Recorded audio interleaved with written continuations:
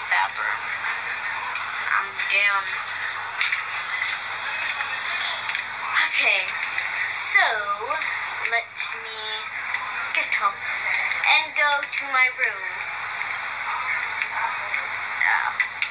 Why do I always mistake this? I want to read in my brother's room, but nope.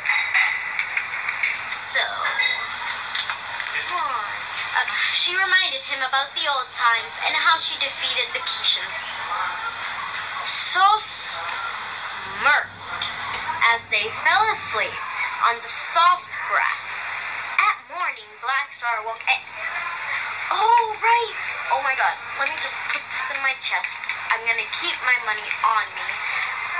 I haven't really done the fridge yet, so let me get all of my food.